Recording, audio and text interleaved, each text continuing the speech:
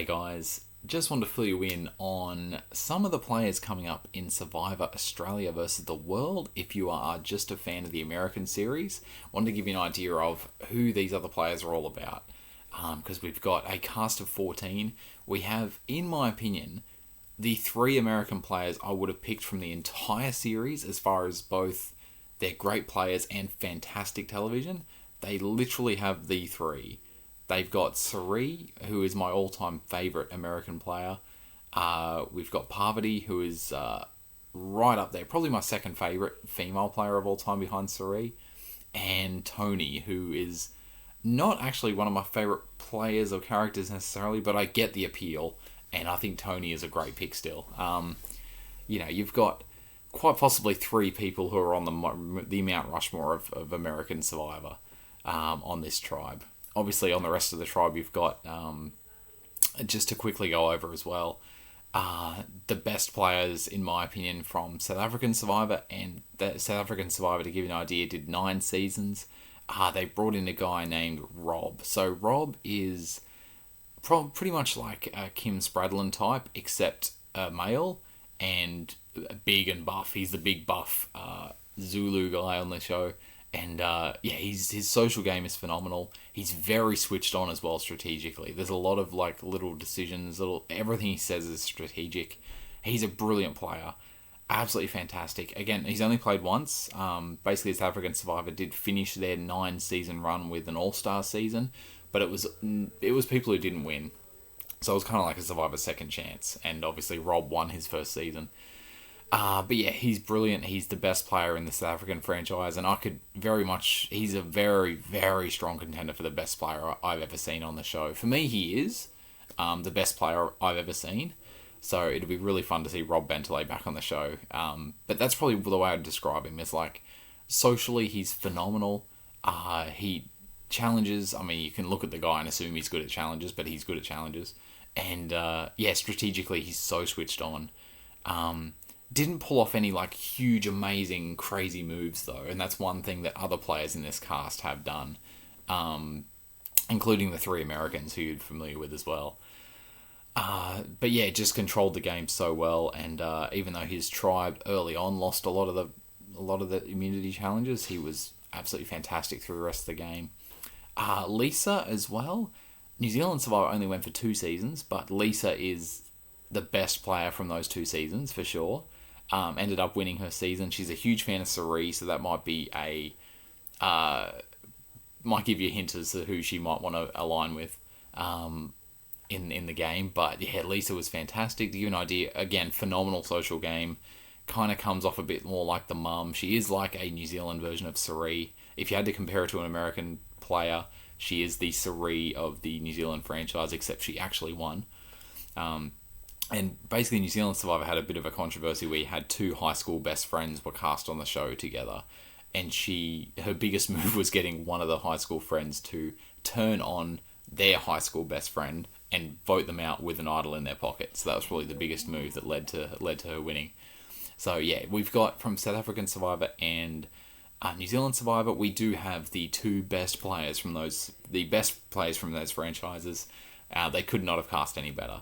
Speaking of couldn't have cast any better, let's jump into the Australian tribe, because Australian Survivor now has been going for 10 seasons, and they really couldn't have cast any better. If you're going to get 3 guys and 4 women on the show, these are the players to get, except for one exception, I think.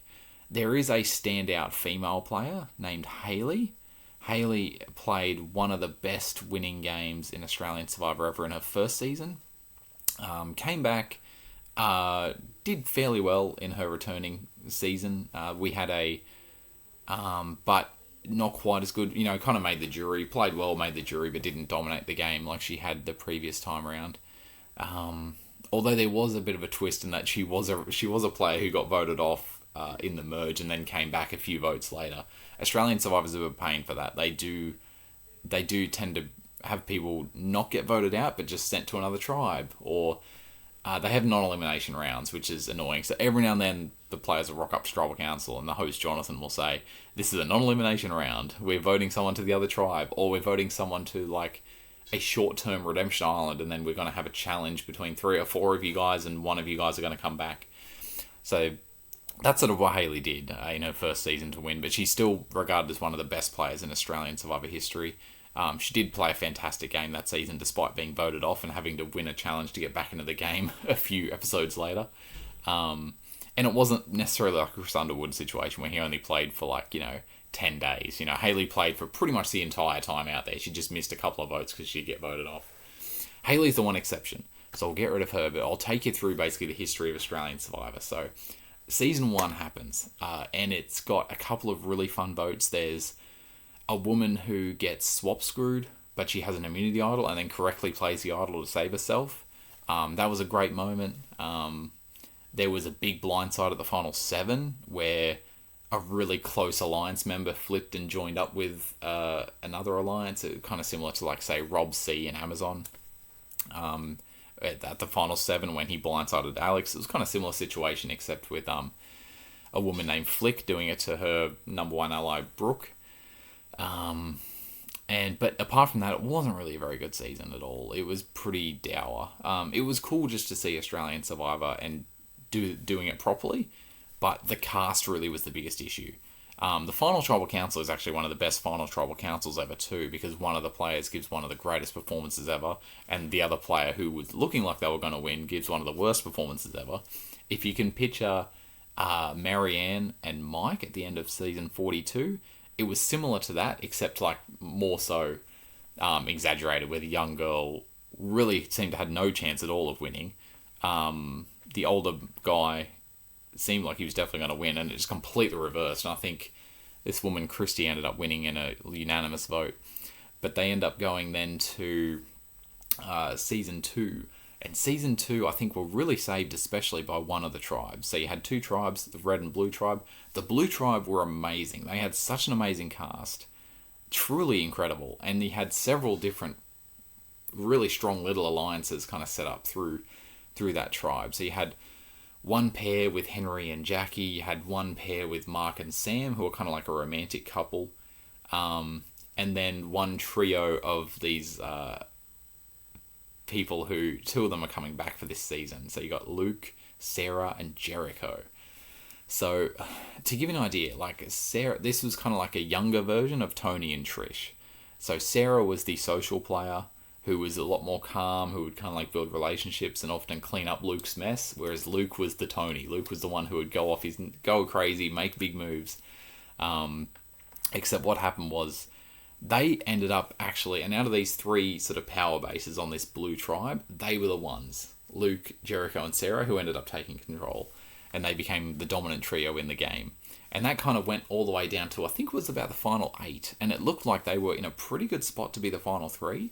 And then Luke again pulled off a move which I think was probably a bit too aggressive for his own good. It did seem like Luke was never going to let anyone tell him what to do. He had to decide every vote. He had to try and figure out who was in control or who thought they were in control and vote them off.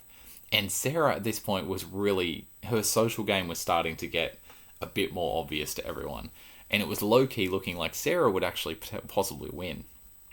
Despite she was quite young, I think she might have been still early, at the most mid-20s. And even Luke, I think, was barely 30. But yeah, but Luke decided to take out Sarah, blindside one of his closest allies. And unlike when Tony did this to Trish, it did not work out for Luke, because Luke was then voted out the next episode. And I remember even thinking at the time, I was like, what are you doing, Luke? Do you want to win, or honestly, this is too early to take out Sarah. I get she's a big threat, but there were several other people in the game who were much lesser threats in the game. And him and Sarah really were the 2 biggest threats of the final 8, and pretty soon they were both then taken out. And then in the end, the 3rd member of that alliance, Jericho, was now not a threat at all, because he'd lost his 2 closest allies, and he ended up going to the end and winning. So it was still a good result for that trio, who were very fun to watch. But season 2 really did kind of save, I think, the Australian franchise, specifically that Blue tribe. And if you want to be even more specific, Luke, Jericho, and Sarah, I think, were the best part of that season. We then get into season 3. Season 3 I'll skim over a bit more, because it's not as good as the second season, which is one of my favourite Survivor seasons of all time. Season 3 is probably a little bit better than the first season, but it was definitely a bit of a step back. If you do want to watch it all, Russell, Hance was on that season. He was sort of brought in. It was a champions versus contenders theme, and Russell was put on the champions theme. If you do want to watch it, feel free. I won't spoil too much, but basically the one player coming back from that season is Shonny. So Shonny went through the game and was just known as like a really good social player and did last a long time. She got, I think, down towards like the final 5 or 6, somewhere around there. And yeah, ended up just playing a really good social game.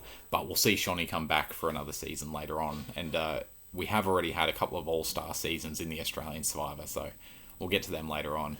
But the first time they ever bring anyone back is season 4. So you got the first 3 seasons. They bring back the most popular player from the first 3 seasons, Luke. And Luke comes back. It's another Champions vs. Contenders season. Luke, because he's a returning Survivor player, the first returning Survivor player who has ever come back on the Australian series. He's put on the Champions team. And sure enough, the Champions just start losing every challenge, which is kind of funny. It's kind of what happened on the other Champions vs. Contenders season in season 3. Like, the Champions lost all the first challenges, and this is kind of what happened in this one too. And immediately, we have a real fascination with sports stars in the Australian series. And there were 7 former or current professional sporting athletes on this Champions tribe. And they all immediately just linked up and made a 7-person alliance in a 12-person tribe. So you ended up having an immediate minority, and basically the other people who weren't in this crew, who were, Luke was one of them, and then another guy, David, who was a male model. We'll get to David more later on. Janine, who is someone who was a CEO of Boost Juice. She's also on Dragon's Den, which is the Australian version of Shark Tank. She's one of the sharks, or in our version, one of the dragons. So she's very, very famous in business. And then another woman, Pia. And they ended up being, they were the 4 people left after this first tribal council. And then due to their social game, this alliance ended up being one of the best alliances I've ever seen, though, because they were socially so good that they actually managed to get 2 of the former professional athletes away from that alliance, flip them, and then get the game in their hands. So they did manage to flip the game back by bringing 2 people over and then making a 6-5 majority. And they ended up turning the tide there, but they kept on losing challenges. So when a tribe swap hit, it was very likely that they were going to be down in numbers after the swap. And in the end, Luke and David are the only 2 people who ended up staying on that tribe. Everyone else sort of came over from the other team. Whereas Janine and Pia actually got lucky in the swap. Because the swap was like completely random, they actually managed to have the majority. So they were in a pretty good position. Luke and David seemed completely screwed, but due to their phenomenal social game, they managed to flip over a bunch of the contender tribe members and target other people. So they actually ended up being in a really good spot heading into the merge. David had also found an idol, but it was an idol where you found it and it was only able to be used by someone on the other tribe, so you had to give it to someone on the other tribe at a challenge. But he had the idea of, why don't I make a fake idol and give it to someone in the other tribe and wrap that up in a note, and in the end, it actually worked to trick the other tribe member. And once they came down to the merge, they then managed to blindside that tribe member, who was Sean. He was a guy who was like known as the biggest threat on the other tribe. He was the biggest threat among the contenders, original contenders tribe. But then David was on top of the world. Him and Luke had twice in the original tribe and on the swap tribe managed to get in the minority, but then bring people over to make a new majority due to their social game. But David had an idol.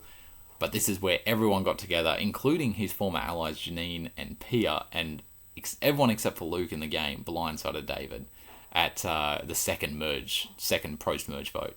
This was a big one. This is a really big vote, and David, who was looked at as being, getting very arrogant, ended up being voted out of the game. But here is where Luke was now left out in the dark, and Luke actually started winning a lot of challenges. So he kind of did what Tony did in Winners at War, because Luke was never really known as a good challenge competitor, but he came out and won a whole bunch of challenges in his second season, which Tony kind of did in Winners at War. It was a third season, I know, but go with me on this. And Luke ended up making a deep run in this season, even though he got blindsided at this was the final 11 at the David vote. He eventually, the woman who sort of takes charge of the game through most of the pre-merge is Janine. She gets nicknamed the Godmother because she is already like a multimillionaire and everyone knows that, and she's very much in charge. But she ends up getting blindsided at like the final 7 or 6, somewhere around there, partly by Luke. Luke then ends up pulling off a huge move at the final 5 to get rid of another player, and it seems like now at the final 4, Luke just has to win 2 immunity challenges and he's won the game because he is a huge jury threat, and he has always been a target because he is a massive jury threat. He also has 3 kids, I believe, all with disabilities, so that became a big story, and it was very obvious that this incredibly likable guy with 3 disabled kids was going to smash everyone in a jury vote. But in the end, then at the final 4, he didn't win the immunity challenge, and my heart was ripped out of my chest as Luke got voted off for the second time. Yeah, great season though. This overall was like a very good season. I think probably just a notch below season 2, like Luke's original season, but really, really good. And that's why you've got, Luke and David were very close in this season. They were good mates. Janine was an ally with them for most of the game, even though Janine ended up blindsiding David and then Luke ended up blindsiding Janine. I don't think that'll be an issue. And Sarah, same sort of thing. Sarah and Luke were allies early on in the game in season 2, and it wasn't only until right at the end when Sarah was blindsided by Luke. But I think they're all going to be a foursome. So even if this 4 teams up, they're going to be pretty set. So that could be a pre-game alliance on this Australian tribe, because there's 7 players on the Australian tribe, and that's 4 who I've mentioned. And also, as another thing, Sarah and David are both models, and Sarah was the one who convinced David to apply for Survivor. So Sarah and David already knew each other before David ever played Survivor. So that's another sort of reason why I think those 4 are all going to click. Then we get to what was season 5. Now we've had 4 seasons. Now we brought back 1 player for season 4. Now we're going to bring back 24 of them. We're going to have Survivor All Stars. 2 of the people on this All Star season was, I believe Sarah and Janine would have been picked, but they just couldn't do it for various reasons. I think work related reasons. David and Shonny from season 3 both got picked. Shonny, known as a great social player, she kind of does the same thing again. Does really well, makes it to the merge, but then she's down in numbers after the merge and gets voted off, and ends up on the jury. Then you've got, it doesn't really make a huge splash though. Just again, she's just pushed as like a great social player. David, however, plays, I think, is probably the best winning game in Australian Survivor history. He plays incredibly well. Incredibly dominant, and even going up towards the end, like he's obviously the biggest threat to win in a jury vote, but no one seems to really want to vote him off from his alliance, and they just kind of, he pulls off one big move at the merge, and then he kind of just picks off the rest of the alliance, the opposing alliance. David was phenomenal this season, and this is where David really kind of pulled off a bunch of big moves, found a lot of idols, was great in challenges, ticked all the boxes, and this is where David kind of joins. David after this season is known as the best player ever who has won. Even though I think really Luke is the best player ever. I think Luke has already kind of showed even that he just hasn't won. That's all.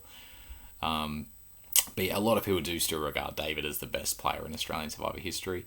And speaking of David, he just won the largest amount of money anyone's ever won on reality TV. I think it was over $9 million on Deal or No Deal Island, and Parvati knows about that because they played together and they were allies on that show. So David and Parvati could be a cross-tribal alliance, or Parvati might decide just to want to take him out because he's won so much money on this previous show. So that could be an extra factor for David. But I think David overall is in a really good spot heading into this season because him and Luke are really close.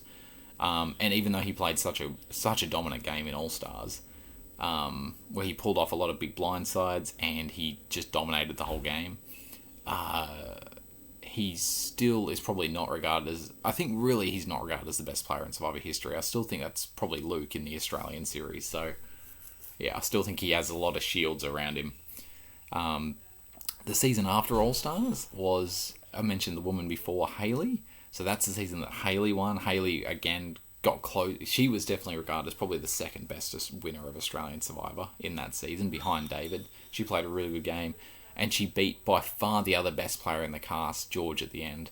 This season 5 wasn't very good. It was Brains vs Brawn. Both Hayley and George started on the Brains tribe. They were both clearly the best players through the whole season. They didn't always have it go their own way. George got very lucky pre-merge to stick around because a friend of his, who he made in the island, decided to give him an immunity idol and just basically sacrifice herself and just saying, hey, George really wants to be here. He's really into the game. I'm going to give him my immunity idol to save himself. That really helped George out because he would have been voted off in that vote. And obviously, I mentioned later on, Hayley got voted off post-merge. I believe by George.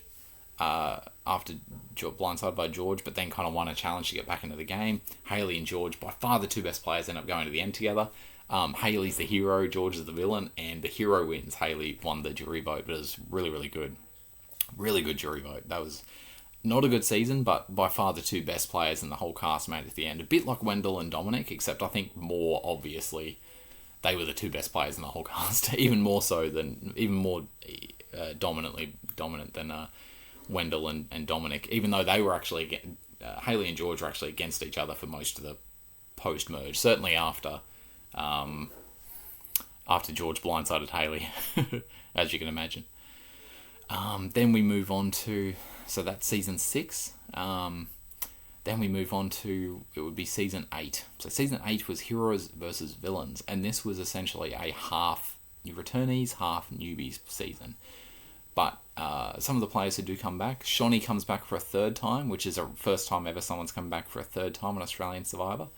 And George and Hayley are both back as well. So Hayley's on the heroes, Shonee and George are on the villains. And Shonee and George immediately kind of team up, and they team up with another young woman named Liz.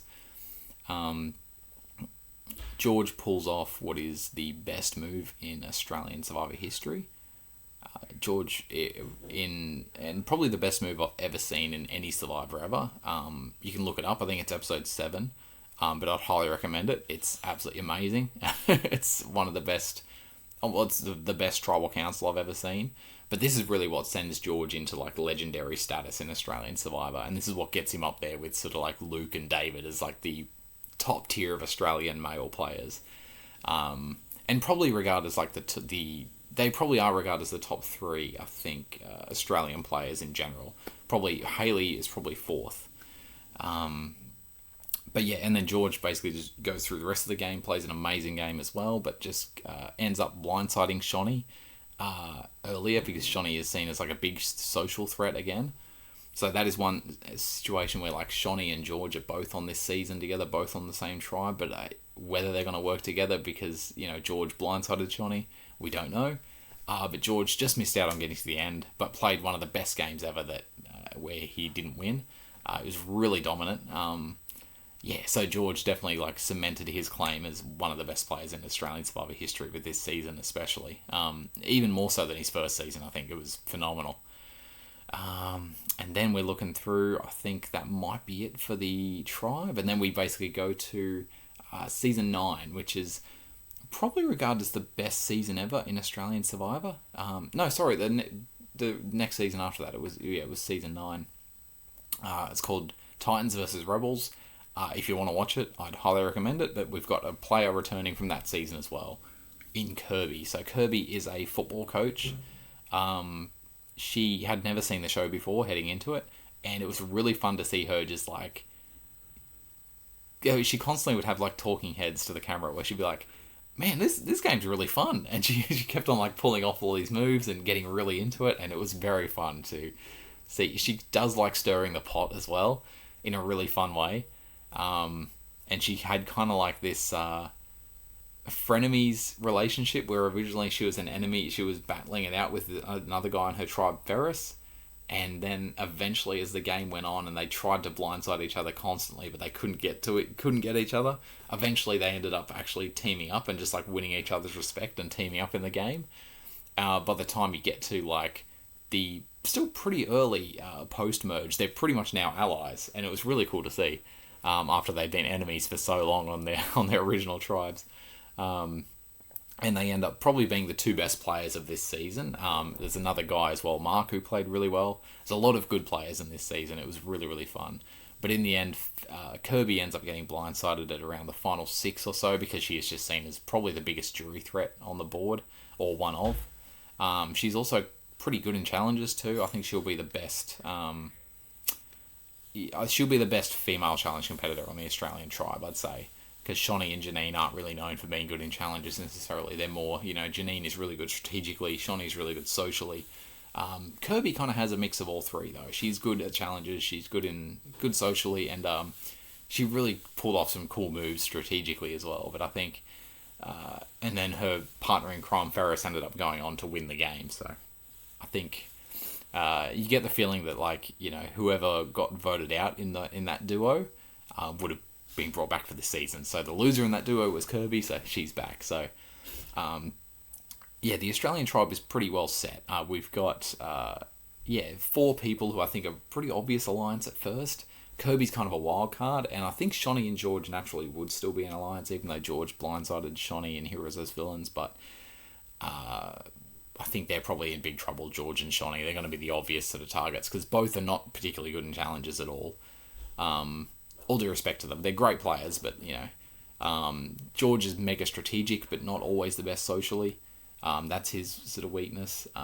Whereas Shani is, very good socially, but still has not pulled off any really big strategic moves on her own. She's always kind of, she played a great game in Heroes as Villains, but it was mostly George doing all the strategic work in that trio. So, but I think that original kind of foursome of Luke, Sarah, Janine, and David are going to be really tough to beat on that tribe. I think that's a pretty obvious early alliance, and I think Kirby being the strongest female on the tribe and very likeable, good strategically, I think she's going to be brought in pretty easily. So I think Shani and George could be in big trouble. As far as the world tribe goes, I think we might have a female alliance on our hands. I think we might have Lisa, because Lisa loves Sari. I can see Sari and Parvati teaming up again. And then they only need one more, and Cassie, I don't know much about Cassie from Survivor Quebec, but they could always bring her in and be like, okay, cool, we got the Black Widow Brigade Part 2. That seems like the obvious move. I don't love Tony's chances in this. I love Tony, but I don't love his chances in this. But I think we're going to have those two alliances basically come to the merge, and then we'll see. We'll see what happens. As far as challenges go, it's actually pretty even. Both tribes have an obvious best challenge competitor in Rob for the World Tribe and David for the Australian Tribe. Luke and Tony are both pretty decent. It'll be fun too, because Luke made Spy Shacks in his original season. He loved Tony. He wanted to be like Tony, and he is now out for this season as well.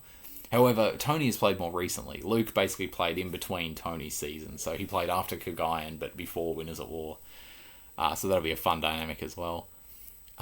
George is definitely the weakest challenge competitor out there, as far as the men go, and maybe overall he might be as well.